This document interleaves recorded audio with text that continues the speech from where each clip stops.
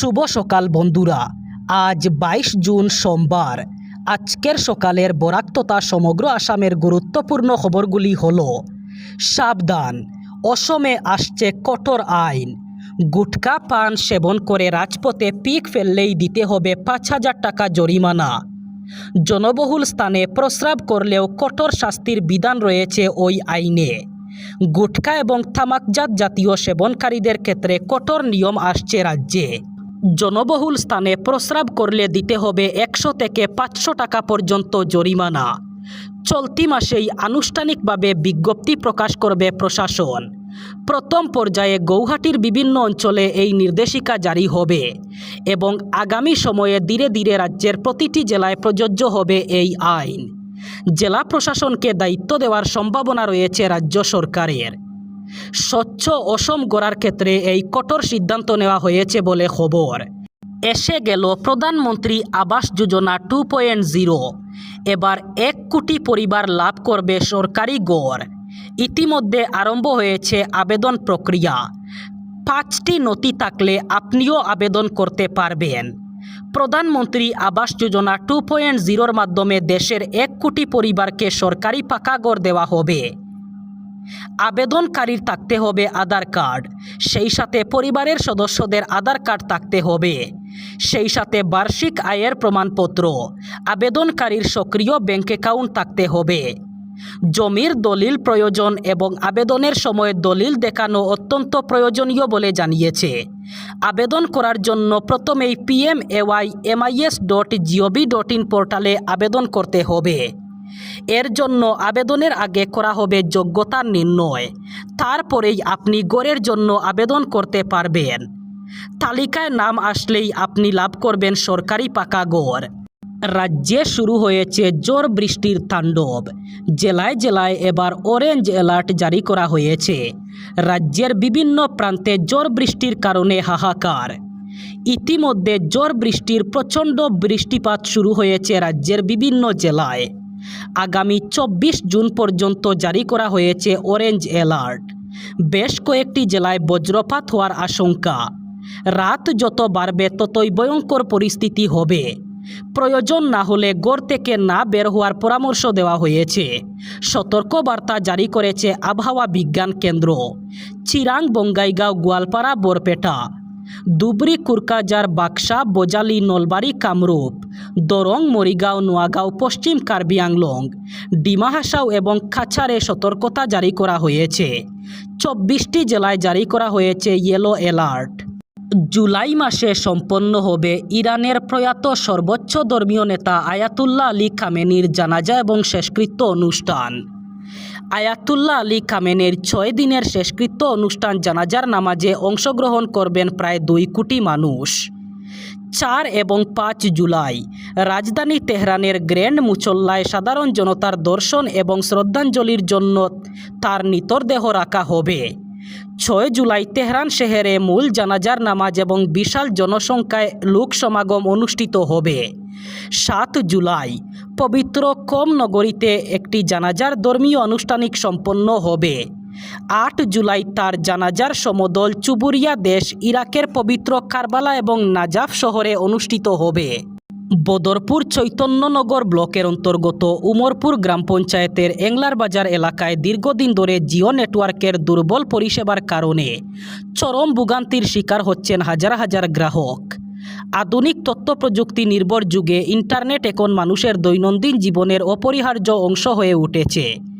এছাড়াও বদরপুর থানার অন্তর্গত বিভিন্ন গ্রাম জিও নেটওয়ার্ক সমস্যায় জর্জরিত রয়েছে বলে স্থানীয়দের অভিযোগ। জিও নেটওয়ার্কের নিম্নমানের পরিষেবার কারণে চরম ভোগান্তির শিকার সাধারণ জনগণ। শিক্ষা, স্বাস্থ্য, ব্যবসা বাণিজ্য, সরকারি অনলাইন পরিষেবা, ব্যাংকিং লেনদেন, অনলাইন আবেদন এবং সামাজিক যোগাযোগ প্রায় সব ক্ষেত্রেই নির্ভর করতে হয় মোবাইল ইন্টারনেট এবং নেটওয়ার্ক সেবার উপর। অথচ এংলার বাজার এলাকায় জিও নেটওয়ার্কের নিম্নমানের পরিষেবার কারণে সাধারণ মানুষকে প্রতিনিয়ত নানা সমস্যার সম্মুখীন হতে হচ্ছে। স্থানীয়দের অভিযোগ, একসময় এলাকায় বিএসএনএল এবং এয়ারসেল নেটওয়ার্ক চালু থাকলেও পরবর্তীতে এয়ারটেল এবং জিও পরিষেবা ব্যাপক প্রচারের মাধ্যমে ঘরে ঘরে পৌঁছায়। শুরুতে জিও নেটওয়ার্কের গতি এবং পরিষেবা নিয়ে সাধারণ মানুষের মধ্যে সন্তোষ দেখা গেলেও বর্তমানে পরিস্থিতি সম্পূর্ণ ভিন্ন। দিনের অধিকাংশ সময় ইন্টারনেটের গতি অত্যন্ত স্লো হয়ে পড়ে। অনেক সময় কল সংযোগও সমস্যা দেখা দেয়। জরুরি মুহূর্তে অনলাইনে কাজ সম্পন্ন করা তো দূরের কথা, সাধারণ ওয়েবসাইট অথবা মোবাইলে ইন্টারনেট ব্যবহার করাই কঠিন হয়ে পড়ে। দুর্গাপূজার আগেই শেষ হবে শিলচর পুর নিগম নির্বাচন এবং এটি হবে বিশেষ সংশোধন এসআরের পর যে ভোটার তালিকা তৈরি হয়েছে সেটা মেনে। গৌহাটি থেকে শিলচরে ফিরে এমনটাই ঘোষণা করেন মন্ত্রী কৌশিক রায়। একই সঙ্গে তিনি জানান, শিলচর শহরে উড়ালপুল নির্মাণের কাজ আগামী 1.5 থেকে 2 মাসের মধ্যে শুরু হবে। বহু প্রতীক্ষিত শিলচর পুর নিগম নির্বাচন নিয়ে গোটা শহরের মানুষের মনে কৌতূহল। এর আগে 2015 সালে শেষবার পুরসভার নির্বাচন হয়েছিল, তবে তখন ছিল এটি বোর্ড। পরবর্তীতে এটি নিগমে উন্নীত হয়েছে এবং এটাই হবে পুর নিগমের প্রথম নির্বাচন। 12 জুন রাজ্য নির্বাচন কমিশন শিলচর পুর নিগমের 42টি ওয়ার্ডের জন্য ভোটার তালিকা প্রস্তুত, সংশোধন এবং প্রকাশের সূচি ঘোষণা করেছিল। তাদের নির্দেশে বলা হয়েছিল জুলাই মাসেই চূড়ান্ত ভোটার তালিকা প্রকাশ পাবে। কমিশনের সূত্রে পাওয়া তথ্য অনুযায়ী আগস্ট মাসে নির্বাচন ঘোষণা হওয়ার সম্ভাবনা রয়েছে এবং সেপ্টেম্বরে নির্বাচন হতে পারে।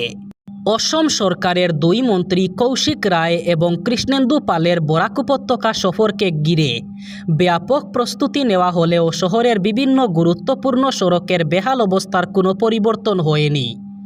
শনিবার ক্যাপিটাল পয়েন্ট থেকে জেলা বিজেপি কার্যালয় পর্যন্ত মন্ত্রীদের র্যালি গর্ত ভরা এবং ক্ষতিগ্রস্ত রাস্তা দিয়েই অতিক্রম করতে হয়।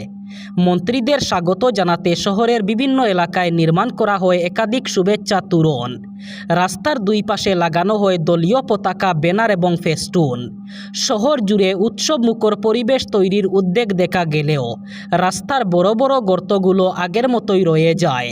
ফলে সাজসজ্জার পাশাপাশি জনসাধারণের নজরে আসে শহরের সড়ক ব্যবস্থার করুণ চিত্র। স্থানীয়দের অভিযোগ, দীর্ঘদিন ধরে শিলচর শহরের বিভিন্ন সড়কে বড় বড় গর্ত সৃষ্টি হয়েছে।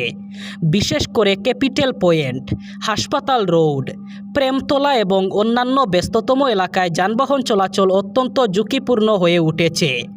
বর্ষাকালে এসব গর্তে জল জমে পরিস্থিতি আরও ভয়ঙ্কর আকার ধারণ করে এবং দুর্ঘটনার আশঙ্কা বেড়ে যায়। 2 মন্ত্রীর আগমন উপলক্ষে অন্তত সাময়িকভাবে গর্তগুলো ভরাট করা হবে বলে অনেকের প্রত্যাশা ছিল, কিন্তু বাস্তবে তেমন কোনো উদ্বেগ পরিলক্ষিত হয়নি। গতকাল দেশ জুড়ে নির্বিঘ্নে অনুষ্ঠিত হলো নিট ইউজি পুনর্পরীক্ষা। পরীক্ষাকে কেন্দ্র করে নজিরবিহীন নিরাপত্তার চাদরে মুড়ে ফেলা হয় পরীক্ষা কেন্দ্রগুলিকে। পূর্ববর্তী পরীক্ষার বিতর্ক থেকে শিক্ষা নিয়ে এবার কোনোরকম খামতি রাখতে রাজি ছিল না ন্যাশনাল টেস্টিং এজেন্সি এনটিএ।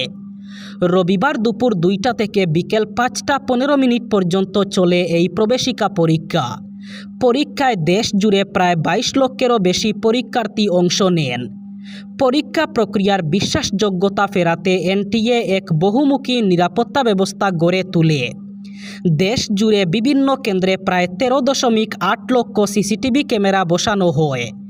এছাড়া হয় বায়োমেট্রিক ভেরিফিকেশন, কঠোর তল্লাশি এবং সিগন্যাল জেমার। এই প্রথমবার কোনো জাতীয় স্তরের পরীক্ষায় লাইভ সিসিটিভি ফুটেজ রিয়েল টাইমে খতিয়ে দেখার জন্য কৃত্রিম বুদ্ধিমত্তা অথবা এআই প্রযুক্তির সাহায্য নেওয়া হয়েছে। এমনকি সংবেদনশীল এলাকাগুলিতে পরীক্ষার অত্যন্ত গোপনীয় সামগ্রী নিরাপদে পৌঁছে দিতে আসরে নামে ভারতীয় সেনাবাহিনী। এবার বরাক উপত্যকার 3 জেলার আজকের আবহাওয়ার খবর। আজ 22 জুন সোমবার বরাক উপত্যকার 3 জেলায় বৃষ্টির সম্ভাবনা। আজ শিলচর কাচারে সর্বোচ্চ তাপমাত্রা থাকবে 30 ডিগ্রি সেলসিয়াস এবং সর্বনিম্ন তাপমাত্রা থাকবে 26 ডিগ্রি সেলসিয়াস। শ্রীভূমি করিমগঞ্জে আজ সর্বোচ্চ তাপমাত্রা থাকবে 30 ডিগ্রি সেলসিয়াস এবং সর্বনিম্ন তাপমাত্রা থাকবে 26 ডিগ্রি সেলসিয়াস। একইভাবে হাইলাকান্দি জেলায়ও আজ সর্বোচ্চ তাপমাত্রা থাকবে 30 ডিগ্রি সেলসিয়াস এবং সর্বনিম্ন তাপমাত্রা থাকবে 26 ডিগ্রি সেলসিয়াস। এই ছিল আজকের সকালের গুরুত্বপূর্ণ খবরগুলি। ভিডিওটি অবশ্যই লাইক করবেন এবং চ্যানেলটি সাবস্ক্রাইব করবেন।